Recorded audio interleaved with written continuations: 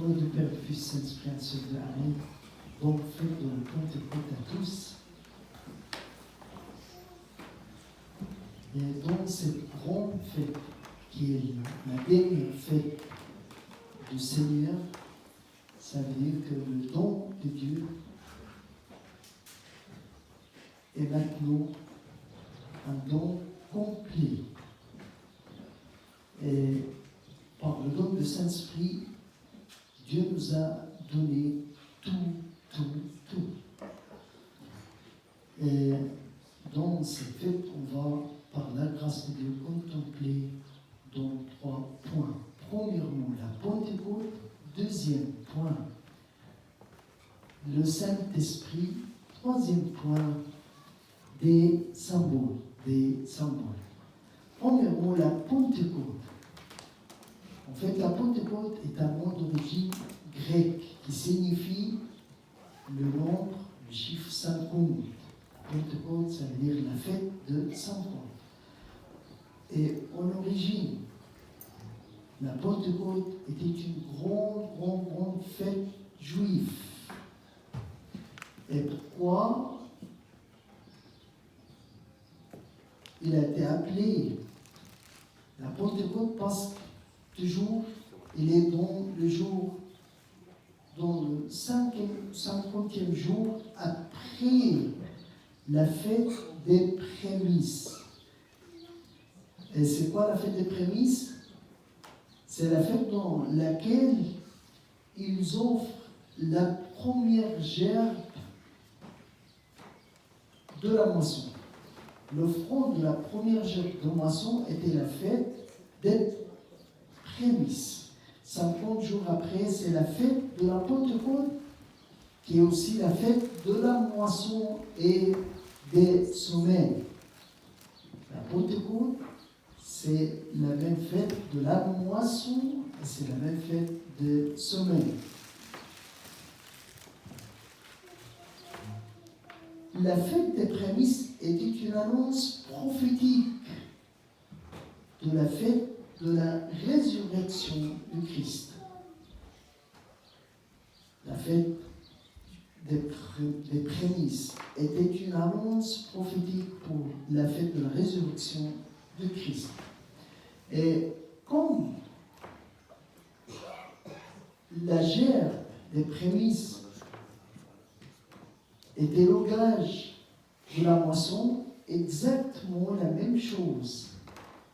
La résurrection de Christ est le gage de notre résurrection, nous les croyons. Et comme ça, on trouve qu'elle aussi, la fête de Pentecôte était une annonce prophétique de la fête de la Pentecôte chrétienne, de la moisson chrétienne, la fête de la venue du Saint-Esprit et la naissance de l'Église. Et le premier jour, quand il y a une grande moisson, et qui était presque combien de personnes? 3000 personnes ont cru et ont été baptisés dans le premier jour, le jour de la moisson, le jour de la naissance de l'Église, le jour de la venue du Saint-Esprit et le don du Saint-Esprit. Et c'est important de savoir que la fête des prémices était une annonce prophétique de la résurrection de Jésus. Et comme il était les promesses de la moisson et le germe de la moisson, la résurrection de notre Seigneur est la même chose. C'est la gerbe, comme la gerbe des promesses, c'est la première résurrection qui est considérée comme le gage de notre résurrection. Nous, la moisson, nous les croyons de l'Église. Deuxième point, le Saint-Esprit. Est-ce que le Saint-Esprit est seulement une force, une puissance, une grande influence? Pas du tout.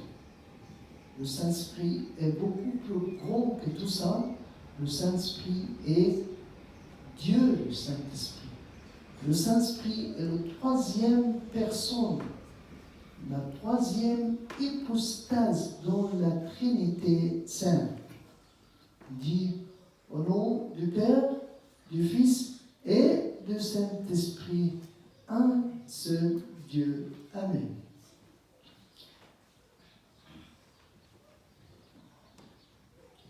En fait, le Seigneur Jésus-Christ, gloire en lui, a appelé le Saint-Esprit comme le Parakletos. Le Parakletos, aussi un mot d'origine grecque, qui signifie un ami, oui, un consolateur, oui, un conseiller, oui. Ça veut dire toujours dans le sens de celui qui aide, celui qui fortifie, celui qui défend et celui qui encourage. Troisième point, des symboles. Souvent, on trouve que le Saint-Esprit est présenté sous la forme de symboles. Au moins, on a 5 symboles importants qui symbolisent l'action du Saint-Esprit et l'effet du Saint-Esprit. Premièrement, le vent. Deuxième symbole, le feu. Et en fait, ils étaient très clairs dans le jour de la fête de la Pentecôte. Le vent et le feu. Encore 3 symboles, la colombe, le huile et l'eau. On peut répéter le 5. Premièrement, le vent. Deuxième symbole, le feu. Troisième symbole, la colombe. Quatrième symbole, l'huile. Cinquième symbole, l'eau. Qu'est-ce que ça veut dire? Ça veut dire toujours quand on trouve quelque chose de ces 5, il symbolise l'action du Saint-Esprit. Pourquoi le vent? Parce que le vent est toujours invisible, mais son action est très reconnue. On peut dire il y a du vent parce que toujours son action est claire à tout le monde.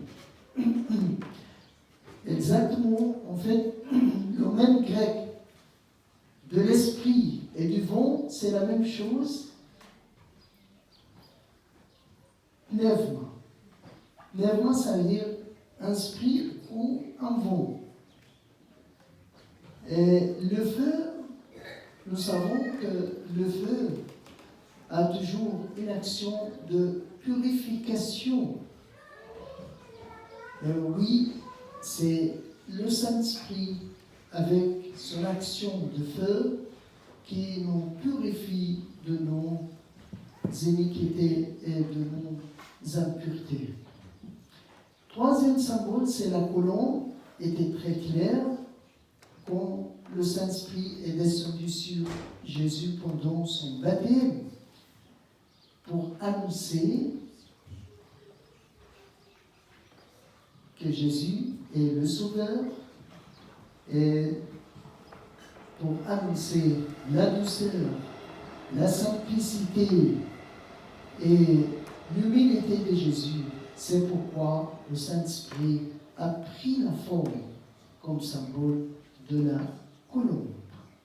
Mais parce que nous avons besoin de la purification, et c'est pourquoi ça nécessitait la présence du Saint-Esprit comme le feu qui purifie.